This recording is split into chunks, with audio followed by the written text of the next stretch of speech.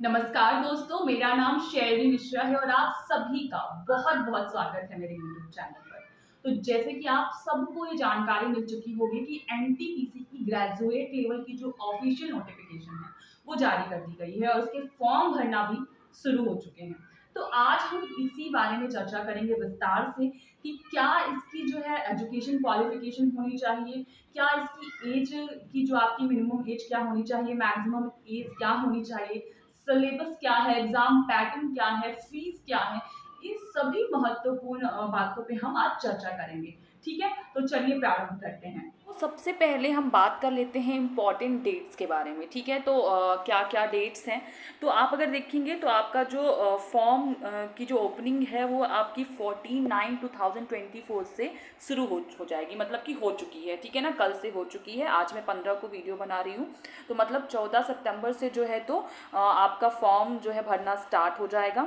और जो इसका फॉर्म भरने की जो आखिरी डेट है वो है 13/10/2024, यानी कि 13 अक्टूबर को जो है इसकी आखिरी डेट है। ठीक है, अगर आपको कोई भी करेक्शन कराना है, जो जैसे कि फॉर्म भरते टाइम मैक्सिमम टाइम हो जाता है कि कुछ गलतियां हो गई, तो आप जो करेक्शन है वो आप कब तक करा सकते हैं, तो वो आप 16/10/2024 से 25/10/2024 तक करा सकते हैं। यानी कि 16 अक्टूबर से 25 अक्टूबर तक आप जो है करेक्शन करा सकते हैं। तो ये जो है आपकी कुछ इंपॉर्टेंट डेट्स हो गई। ठीक है, अब हम देख लेते हैं। यहाँ पे आपको देखने को मिलेगा कि 5 तरह की जो पोस्ट हैं वो निकाली गई हैं और 2 लेवल हैं। ठीक है, पहली जो आपकी पोस्ट है चीफ कमर्शियल कम टिकट सुपरवाइज़र, इसका लेवल जो है वो 6 है। दूसरी है स्टेशन मास्टर, ये भी लेवल 6 की है। तीसरा है गुड ट्रेन मैनेजर, ये लेवल 5 की जॉब है। चौथा है जूनियर अकाउंट असिस्टेंट कम टाइपिस्ट, ये इसका भी लेवल 5 है। और जो पांचवी है वो है सीनियर क्लर्क कम टाइपिस्ट, ये भी लेवल 5 की है। ठीक है, और इस बार ये देखा गया है कि 3 साल का एज रिलैक्सेशन मिला है, क्योंकि पहले जो एज क्राइटेरिया वो 18 to 33 हुआ करती थी, अभी 18 to 36 कर दी गई है। ठीक है, अब हम बात कर लेते हैं कि जो पोस्ट्स हैं वो कैसे क्या क्या आई हुई हैं। तो अगर हम बात करें चीफ कमर्शियल कम टिकट सुपरवाइज़र में, उसमें आपको 36 जो है पोस्ट देखने को मिल रही हैं। स्टेशन मास्टर में 994 पोस्ट आई हुई हैं। गुड्स ट्रेन मैनेजर में 3144 पोस्ट जो है देखने को मिल रही हैं। और जूनियर अकाउंट असिस्टेंट कम टाइपिस्ट में 1507 पोस्ट जो है देखने को मिल रही हैं। और सीनियर क्लर्क कम टाइपिस्ट में जो है आपको 732 पोस्ट जो है देखने को मिल रही हैं। और जो टोटल ओवरऑल पोस्ट हैं वो हैं 8113। ठीक है, तो ये आपकी बात हो गई कि किस पोस्ट में कितनी जो सीट्स हैं वो आई हुई हैं, क्या एज है और कितने साल का इस बार जो है रिलैक्सेशन देखने को मिला है। ठीक है, अब हम आगे बात करते हैं। अगर हम बात कर लेते हैं कि फ़ीस क्या रहने वाली है, तो फॉर ऑल कैंडिडेट्स जो नीचे आपके सेकंड नंबर पे मेंशन है, उनके अलावा जो आपका ये सेकंड नंबर है उसके अलावा जो भी कैंडिडेट्स हैं उनकी जो फ़ीस है वो 500 रहेगी। ठीक है, और जब आप पहला एग्ज़ाम फेस करेंगे ना CBT 1, उसके बाद आपकी जो है 400 जो फ़ीस है वो वापस कर दी जाएगी आपके अकाउंट में। तो आप ध्यान रखें कि जब भी आप फॉर्म भरें तो आप अपना ही अकाउंट डिटेल डालें।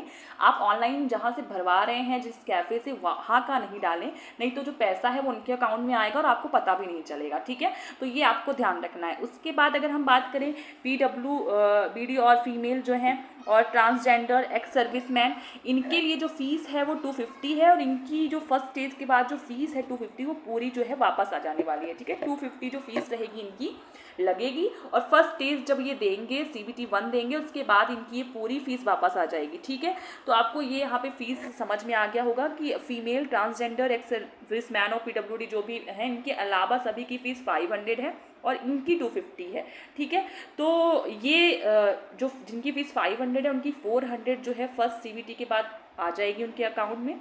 और ये जो सेकंड में दिए हुए हैं इनकी जो फ़ीस है 250 और इनकी पूरी 250 ही वापस आ जाएगी। ठीक है, तो ये हमारी बात हो गई फ़ीस के बारे में। ठीक है,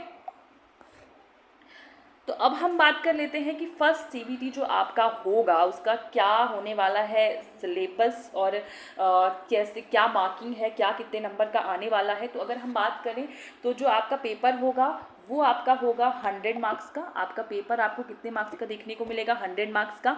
ठीक है, जिसमें आपका जनरल अवेयरनेस जो है वो 40 मार्क्स का रहेगा, मैथमेटिक्स 30 मार्क्स का रहेगा, और जनरल इंटेलिजेंस एंड रीजनिंग जो है वो 30 मार्क्स की रहेगी। ठीक है, मुझे ये लगता है कि अगर आपका मैथ्स, रीजनिंग और इंग्लिश ये 3 सब्जेक्ट अगर आपके अच्छे हैं तो आप सेंट्रल की कोई भी एग्ज़ाम आप लेके चले जाएंगे। ठीक है, और रेलवे में तो फिर भी इंग्लिश भी नहीं पूछता है।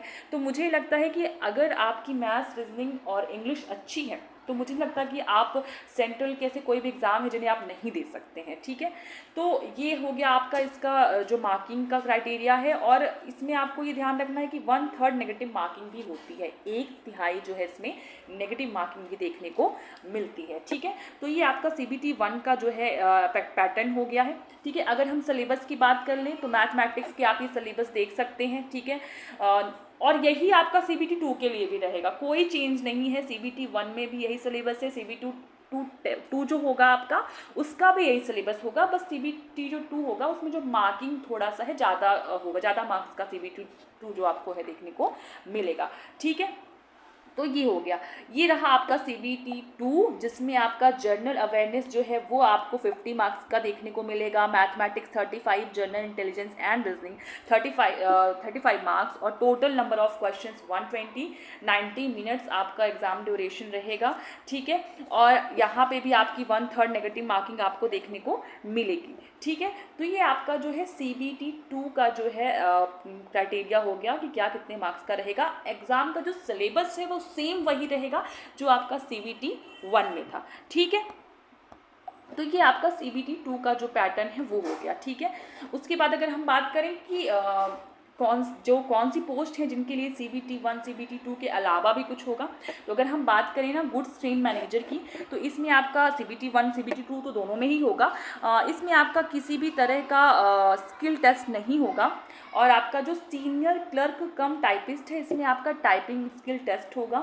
उसके बाद आपका जूनियर अकाउंट असिस्टेंट कम टाइपिस्ट में भी टाइपिंग स्किल टेस्ट होगा, और ये चीफ कमर्शियल कम टिकट सुपरवाइजर में कोई भी टाइपिंग स्किल टेस्ट नहीं होगा, बस CBT 1 और CBT 2 होगा। स्टेशन मास्टर में आपको कंप्यूटर बेस्ड एप्टीट्यूड टेस्ट देखने को मिलेगा, ये कोई टाइपिंग स्किल टेस्ट नहीं है। ठीक है, तो मुझे लगता है कि अभी आपको CBT 1, CBT 2 की तैयारी करनी चाहिए, ये स्किल टेस्ट रिक्वायरमेंट की टेंशन अभी आपको नहीं लेनी चाहिए। ठीक है, तो वो बाद में हो जाएगा, पर हाँ टाइपिंग स्किल आप थोड़ा थोड़ा कर सकते हैं कि थोड़ा थोड़ा टाइप करना स्टार्ट कर दें, पर मुझे लगता है कि मेजर जो आपका फोकस इस टाइम पे होना चाहिए वो CBT 1 और CBT 2 में होना चाहिए।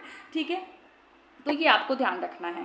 उसके बाद अगर हम बात करें तो टाइपिंग स्किल टेस्ट में क्या रहता है आपका, तो इसमें क्या होता है कि अगर आप इंग्लिश में टाइपिंग कर रहे हैं तो आपका 30 वर्ड्स पर मिनट होना चाहिए स्पीड, और अगर आप हिंदी टाइपिंग कर रहे हैं तो आपका 25 वर्ड्स पर मिनट टाइपिंग जो होनी चाहिए पर्सनल कंप्यूटर पे। ठीक है, तो इतना आपका जो है टाइपिंग स्किल टेस्ट के लिए होना है, और ये हो जाता है, इसमें कोई बड़ी बात नहीं है। ठीक है, तो ये सब चीज़ें हो गई। उसके बाद अगर हम बात करें कि वही एज क्राइटेरिया जिसके बारे में हम पहले ही चर्चा कर चुके हैं कि अगर आप 18 से लेकर 36 तक हैं तो आप फॉर्म फिलअप कर सकते हैं, ओवरऑल यही लिखा हुआ है यहाँ पे। हाँ, जो बाकी कैटेगरीज़ हैं उनके लिए कुछ एज रिलैक्सेशन रहेगा, जैसा कि आपका OBC के लिए है 3 इयर्स, SC ST के लिए है 5 इयर्स, और एक्स सर्विसमैन जो हैं उनके लिए 3 इयर्स का जो है एज रिलैक्सेशन रहने वाला है। ठीक है, तो ये कुछ जो है महत्वपूर्ण जानकारियाँ हैं यहाँ पे आपके लिए। ठीक है, तो आशा करती हूँ कि आपको ये समझ में आई होंगी, क्या एज क्राइटेरिया है, क्या सिलेबस है, क्या एग्ज़ाम पैटर्न है, कब से फॉर्म भरना स्टार्ट हुआ है, कब तक फॉर्म भरेगा, कब तक आप करेक्शन कर सकते हैं। ठीक है, तो ये सब महत्वपूर्ण जानकारी थी NTPC ग्रेजुएट लेवल का जो आपका फॉर्म आया है उसके बारे में। तो अगर आप कमेंट बॉक्स में बोलेंगे तो मैं इसके लिए एक स्ट्रेटजी वीडियो भी आपके लिए ला दूँगी कि कैसे पढ़ना है, क्या बुक्स होनी चाहिए। ठीक है ना, किस तरीके से आप एक स्मार्ट स्टडी करके कम समय पे आप इस एग्ज़ाम को निकाल सकते हैं। तो अगर आप कमेंट बॉक्स में बोलेंगे तो मैं इसका एक स्ट्रेटजी वीडियो भी आप सबके लिए ला दूँगी। ठीक है, तो आशा करती हूँ आप सबको ये वीडियो बहुत अच्छा लगा होगा। तो मिलते हैं अगले वीडियो में। बहुत बहुत धन्यवाद।